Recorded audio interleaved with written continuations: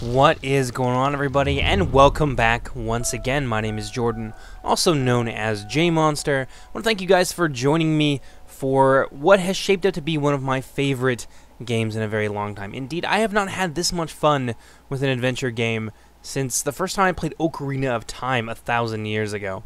This is Hollow Knight, and together we are going to be journeying into the eternal kingdom of Hallownest together. This is a game by the Australian developer Team Cherry, and honestly, it's fantastic.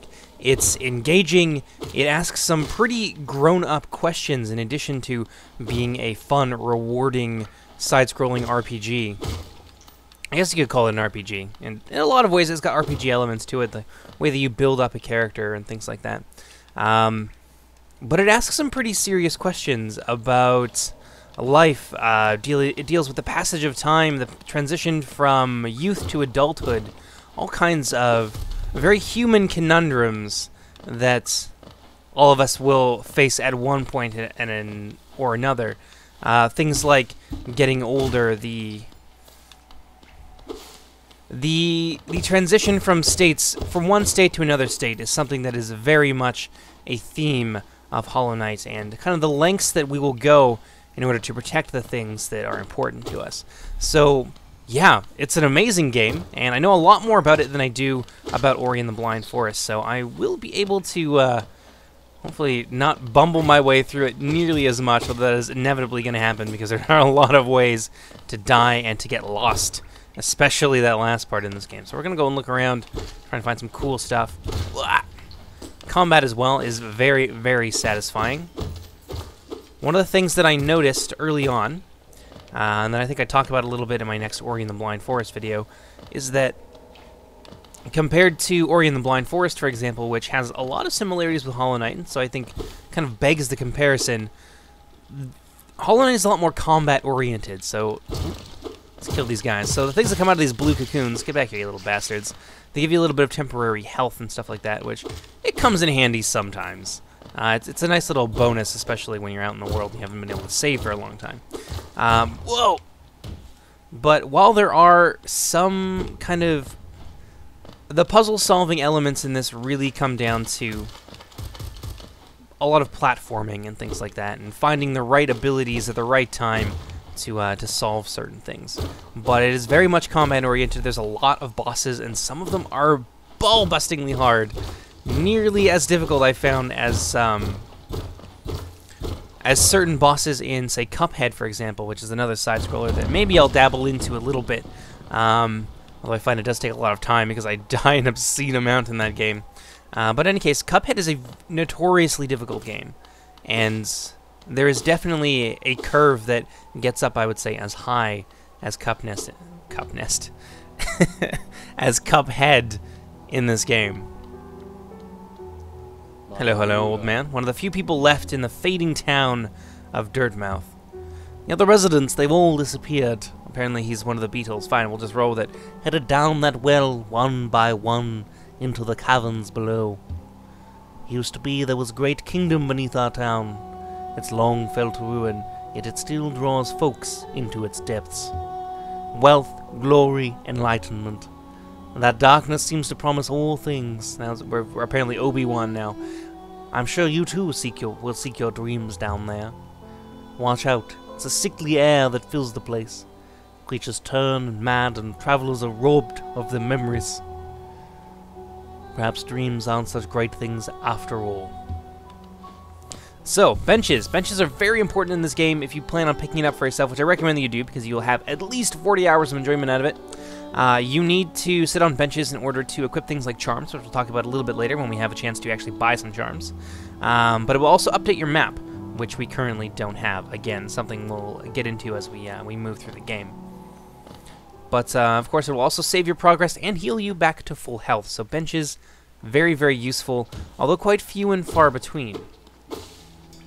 Well then, I think we need to start going this way now. It has been a while since I've played through on my own. Ow!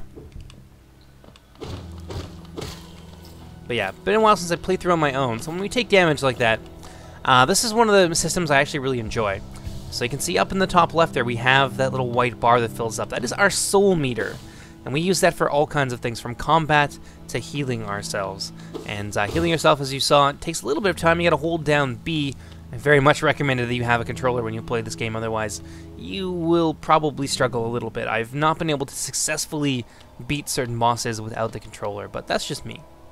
But in any case, the Temple of the Black Egg, if you guys are paying attention during the intro, you can probably guess, and this is going to be important much, much later on. Hello there! How delightful to meet another traveler on these forgotten roads. You're a short one, but you've got a strong look about you.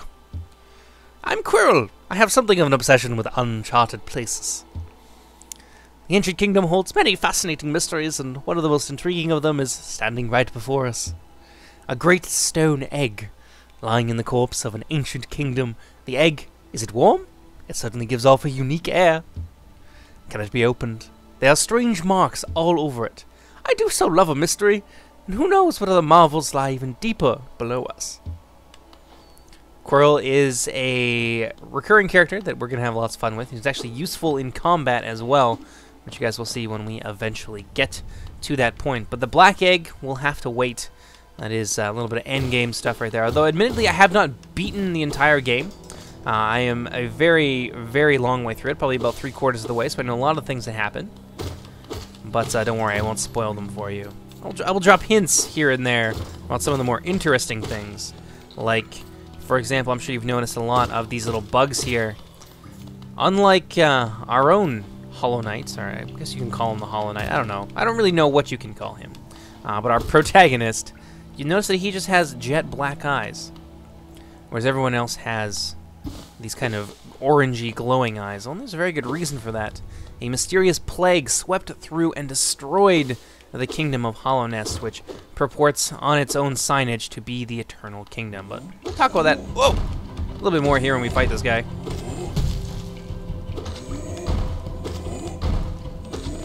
Yeah, it's one of the easier bosses. Not even a boss, really. This becomes... It's kind of boss-like when you're at... Oh! I got hurt. When you're at this point on your own, this early in the game, and you don't have any of your other abilities. But honestly, that becomes a regular enemy a little bit later. Actually, this gives us a good opportunity to talk about the caterpillars. Now, the caterpillars are hidden in various places throughout the game. And when you find them, they return to their home, this big caterpillar nest. And every time they return there, depending on how many caterpillars you have saved, each of them has a reward tied to them. So the early ones obviously don't give you a ton of reward, but they do give you a little bit of money. But when you return to their place, the elder there, the only remaining elder who naturally is worried a little bit about the fate of his progeny, will reward you with money or sometimes items.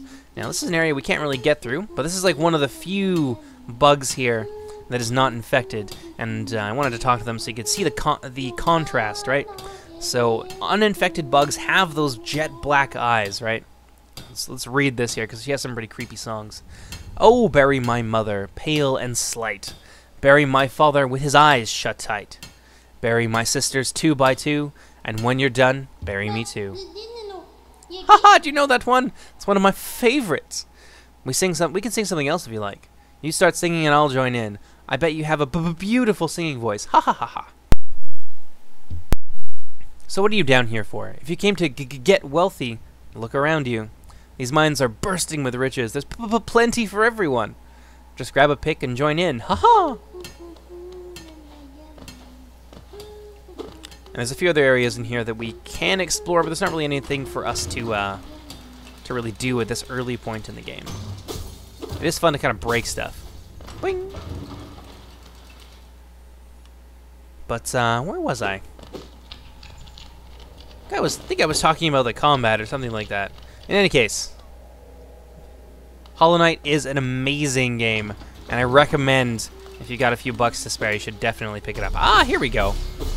Got some shrines. Now, we can hit these to give us soul, depending on how large the shrine is, will depend on the amount of soul that we gain. But they are definitely a welcome sight in the wilds of Hallownest when you are running low on soul and things like that. But yeah, speaking of soul, I find that the system of tying your healing and your combat mechanics together is actually really awesome. It's very organic when it comes to you're playing the game, creating the resources that you need to help you push further into the game. So I find that it's a great system, And, yeah, Team Cherry definitely hit the nail on the head with that one. Alright, so we saved Mr. Caterpillar. Now we have to find our way a little bit farther down where we can get into some of the more important and mysterious and challenging elements of Hollow Knight. Now, there is a map, and the map system is pretty good. It's tied to exploration in a couple of pretty intrinsic ways. So let's kill this zombie here. Get some of this money. Now, the stuff you're finding on the ground is Geo. It is very easy to lose your Geo. All you have to do is die twice. Now, when you die in this game, you will lose your soul, believe it or not. And your soul will be at the place where you kicked the bucket, essentially. You have to return there and defeat your soul in order to reclaim your powers and your money and basically a lot of your progress. Now, it doesn't take abilities away from you, and there's not an experience bar in this, so in that way, I suppose it's not really a true RPG. But it does take time for you to get that Geo back, and it can set you back, especially if you're looking to buy some of the items tied to exploring other parts of the game, like the Lumafly Lantern, for example. Let's kill this guy. Ouch! It's just trying to screw it up. Ah, get back here. Well, let's head this way for now. I think this is the direction that we need to be going in. Quickly heal ourselves there. Yeah, I can't get up there to save him just yet. Yeah, but we do want to head this way. There are some important things for us to do. Now, you can't attack through barriers like this. Feels a little bit cheap, but you know what? The AI doesn't play fair at all. So I don't feel bad about it. And these guys jump. There we go. Various kinds of zombies, you'll learn to recognize them on sight. Of course, the horned guy will charge directly at you. And once you get the timing down and understand just how far back your attacks will push him, then it's really easy to deal with. Although I find the quickest and easiest way of dealing with your enemies is just being able to bounce off of them. Although it does, of course, come with some risks, because if you screw it up, you're basically guaranteed to get hit.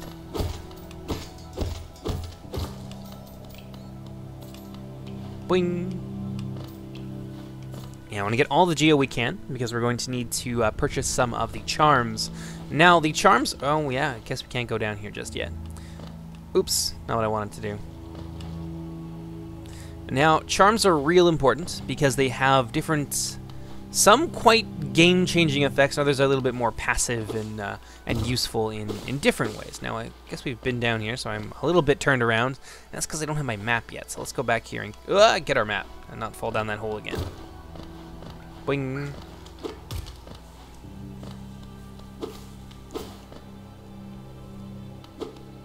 There we go. One of the more satisfying elements of this game is just walking through an area and destroying everything you can get your tiny little nail on. Now, on the nail, which is our sword, it is actually upgradable. And there's a lot of ways you can do that, and they get progressively more difficult the higher up your nail becomes. But the gameplay difference from having an upgraded nail versus not having an upgraded nail is significant enough that it is actually a challenge mode that you can start for yourself by going through the whole game with only using your cracked, rusty nail at its first level. Now, we come into one of the most important characters in the game, whose name I constantly forget. Ah, hello there. Come down to explore these beautiful old ruins. Don't mind me. I have a fondness for exploring myself. Getting lost and finding your way again is a pleasure like no other. We're exquisitely lucky, you and I. I'm a cartographer by trade, and I'm working on mapping this area. Would you like to buy a copy of my work so far? Absolutely. Always buy the map. It is one of the more important elements of the game is being able to tell where the hell you are, because the Kingdom of Hallownest is extremely expansive. Map can be a useful thing, but it alone won't show you where you are. If you've not a head for directions, I suggest purchasing a compass for my wife, Iselda. She's just now opening our new map shop in Dirtmouth. Wow, I can't read today. Selling all sorts of useful things to wanderers like yourself. She'll even sell some of my old maps from time to time. I pop back to see her whenever I finish mapping an area. She's always excited to see me. Can we get through here? No, not quite yet. Bing. Let's go this way. Let's see what there is. I think we can only go so far in this direction until we get some new abilities. Now, I think I mentioned in my first Ori and the Blind Forest video that the pacing... Oh, damn it. I knew that was a mistake as soon as I did it. Oops. Well, we're not off to a good start, are we? But the pacing between this and Ori and the Blind Forest are significantly different. Now, it takes you a lot longer to get abilities, and I find that they open up a lot of new areas. And they're... Overall, I wouldn't say that they're more impactful, just because I haven't played enough Ori and the Blind Forest to actually know if that's true or not. Let's kill this guy. Yeah, there we go. But, I find that my game changes significantly. Get another caterpillar there, that's not bad. We'll go and we'll collect our bounty at the end of the episode. But yeah, they make such a large amount of difference in a lot of ways outside of just exploring new areas that, in my opinion, at least from what I've seen so far, they do seem a little bit more impactful just because you have to wait so long to get them. Boing!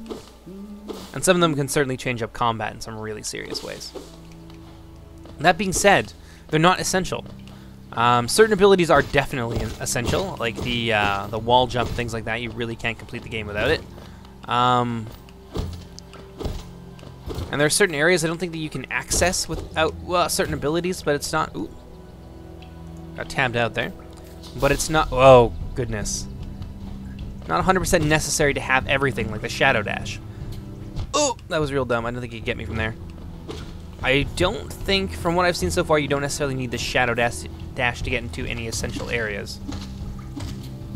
Ow. Come here, you bastard. There we go. Although it does certainly make your life easier to have them all by a significant margin. Can we go up here? Let's go this way real quick. Ah, yes. Occasionally we come across areas like this where you not only can save and heal up, but you can also replenish your soul to essentially the max level there. They are few and far between, but very, very useful.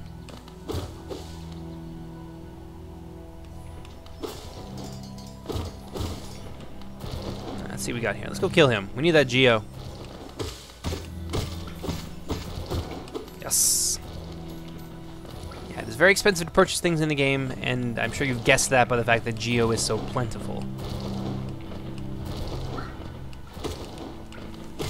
There we go. Alley-oop.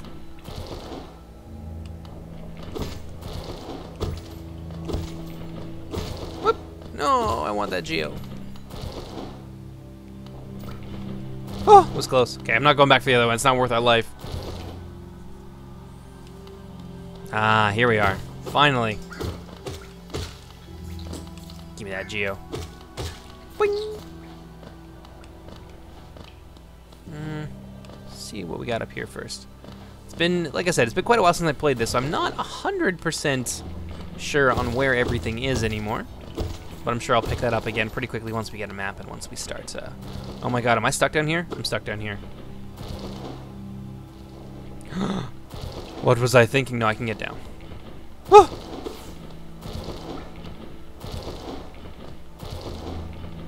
Boing. There we go. Now the signage actually does point you towards some pretty important stuff, and I think that particular one points us towards one of the fast travel points.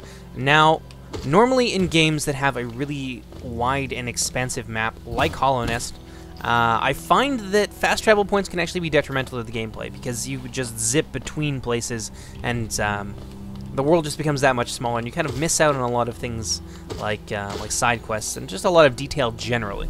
I'm pleased to tell you that is not the case in Hallownest, with the fast travel being extremely limited, and you only open up more fast travel points as you find them, and then you have to pay for them, of course. So not only do you have to hunt them down, but you also need to have the amount of money necessary to open it in the first place. And then you can only travel to certain points, and they are quite few and far between. And they're actually tied into the game in a really, I want to say, organic way. They make sense that they're there. They're a tram system of old Hallownest. Can we get down this way? Yes, we can. Alrighty, let's head through here. So, it's not like Oblivion or Skyrim where you just kind of teleport from one place to another. They are actually tied in a fairly smart way. Alright, now we can move on to our first boss. Oh, I forgot about that.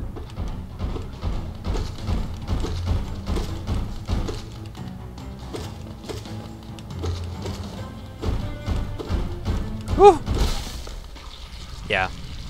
Pretty easy. First boss, real easy. Just gotta be nice and aggressive, but there is a bit of a trick to it, and she's kind of disgusting in the sense that, yeah, she carries her young in her body, and they're all about to burst forth like a bunch of aliens. And there we go. Boom. Swatted. There we go. Get the hell out of my way. Bing. Now this area we won't be able to get to until we get the dash, but that is a place that we can buy charms from. Now, as I think I talked about charms a little bit and then I went off on some other tangent, charms are actually really important and change the game in a lot of ways, and some of them will actually interact with each other in a pretty smart fashion, and yeah, it just makes them that much stronger in the way that they play off of one another. So it is important to try and find these various ways in which charms interact, but we don't have to worry about that for too long. Ugh, Oro, you oaf! You wield your nail like a club. Nail is essentially a sword for the bug people of Hallownest. Esme, how much deeper do we have to go? Oh, what? Who are you? I see. This old village. What a strange dream to have led me down here. If you hadn't found me, I don't think I would have ever woken. I'm Sly. Usually I live an uneventful life up in Dirtmouth. The air in these ruins doesn't agree with me, so I'd best be getting back. If you return above, come and see me. I'm probably the friendliest face left there, and I can thank you properly for your good deed. Alright, well, we defeated our first boss, found one of our new supporting characters who's actually going to open up a new shop. So the world does change in response to your actions in this, which I personally adore. It gives even more of a feeling of life to the world, and makes your actions feel like they have real consequences. And there's some pretty big changes yet to come, but you guys will see exactly what I'm talking about when we get there. But for now, let's head back up to the surface. We've accomplished a fair amount in a fairly short period of time. Bing, bing. So much fun. Can't get through here yet. Not till much, much later. Like I said, very easy to get lost here. We should start using our map a little bit. Did we not purchase the map? I'm pretty sure we did. There we go. Yeah, as you can see, we've explored quite a lot of areas. Now, I got no idea where we are in relation to everything else. I think we're somewhere down here on the bottom left, but I'm not 100% sure. Anyway, let's get out of here.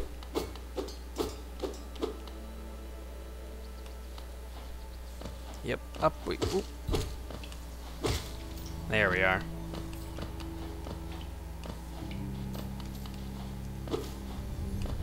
But, let's see. I think I mentioned the disease, but you're going to see it everywhere, and you're going to see it grow, actually, throughout the course of the game.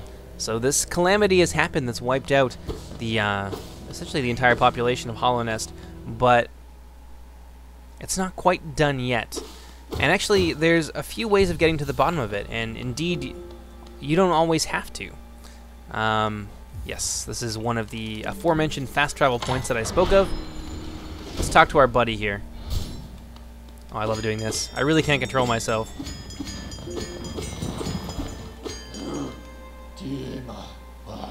Greetings, little one. No, I guess he should be a bit older. Greetings, little one. It's been an age since I last heard the ringing of a station bell. It echoed down the stagways and called me to you. I've grown stiff and tired over these many years, and I've forgotten much, but the sound of the bell will always call me back. These stagways stretch the depths of Hallownest. If you want to travel to them, hail me from the platform. I will take you where you need to go. Oh, that's nice of you. Oops, no, I don't want to go to the Forgotten Crossroads. We're already there. So let's go back up to Dirtmouth. nice little cutscene here. We'll probably watch this a few times because it's cute. I like watching them kind of drive along together. But yeah, it is possible to skip it. You don't have to go through that every time. Bing. Don't seem to be able to get out. There we go. It's weird that the door would open from the inside. Let's go ahead and let's save. Let's head over this way. And talk to his wife, whose name I can't remember either. It's not really all that important. Come to buy a map, have you? It's really my husband you should be dealing with. But what a surprise, he said it down below. She's not real happy about his choice of occupation, I can tell. He'll pop back occasionally to deliver new maps from the store, but I do wish he spent a little more time up here. I'm not much interested in retail myself. Now, let's see what's here for me to sell. Compass, very important. Don't quite have enough for both. Let's get the compass for now. It won't take us long to save up enough money to get the rest of what we need there. Equip a charm to activate its powerful ability as well. We can do that now since I want to show you guys a little bit how that system works. Alright, now you need to be sitting on a bench in order to swap out your charms. And the amount of charms that you can equip is based on the amount of notches that you have. Now I assume that it's just notches on his belt or something like that. But different charms, depending on what kind of power the developers determined they could potentially have, or the amount of effect that they have on gameplay, have a notch cost. So this particular one, it's real easy. It just costs us a single notch, so we're going to go ahead and use that. And let's look at the difference here. You can see that now we've got a little marker on the map, which makes it a little bit easier to get your bearings in the winding labyrinth of Hallownest, especially when you're first starting out. I find it to be essential in that regard. So let's go ahead, jaunt over to the other store here, and see what his reward for our services is going to be. Hello, I knew we'd meet again. How do you like my cozy little store? I made myself pretty comfortable down here, selling old trinkets to travelers like yourself. If you're planning a trip below, I have several items that may improve your chances of survival. Could give me a reward. You said you're going to reward me. Oh well, doesn't really matter. This store is actually really important, so things like mask shards you can buy, I think up to about 3 of them here, so you can almost get your first extra health points. So they work a lot like the heart container system in Zelda, except that you need 4 of them instead of 3 in order to create a new mask and harden your shell, as it were, which is basically just bug code for increasing your health pool. Down here we have the vessel fragments. These you only need to collect 3 of them. 3 of them, and they will open up a little bit more magic and soul for you to use. Simple key can be used to open up various locations pardon me, on the map, and the most important one is far to the right of the town of Dirtmouth, but we'll talk about that a little bit later. Then you've got some various notches that all do different things. Lumafly Lantern, very important for exploring the darker areas of Hallownest, like Deep Nest, for example, which is probably my least favorite area in the game, not because it's not well done, but because it's just creepy as all hell, and I really don't like bugs, which is a bit silly for me to be playing this game in that case. Now, the Rancid Egg. I think these are fairly limited. You can find them in the world, but I believe he only sells you so many as well. And you can use these at the aforementioned place far to the right that you need a key to open to talk to the fortune teller inside, and she will summon your soul from wherever it is to that location where you can defeat it and reclaim your money. Now, I'm not 100% sure, but I do believe that these are a finite resource, and you can only buy so many of them. So every time that you do that, you have spent currency that is essentially irreplaceable. Now, there's lots of them throughout the game, but the game is very long, and there's a good chance that if you are let on your guard for even a moment, that you will end up losing your soul somewhere pretty inconvenient. You'll need to use one of these. So it is definitely smart to ration the Rancid Eggs as best as you can. But that's going to do for our episode today. I hope you guys have enjoyed this little introduction to Hollow Knight, and I hope you will join me for all the episodes in the future, because I can guarantee you they are awesome, especially once we get some new abilities and start knocking down some bosses, especially some of the more optional, more difficult bosses in the creepier areas in the game. They are a lot of fun, and the exploration aspect of this game is just engaging and just really pushes you to move forward and to find the next cool thing. But in any case, I've rambled on long enough. My name is Jordan, also known as JMonster. I'll see you guys next time. Take care, everybody. Bye-bye!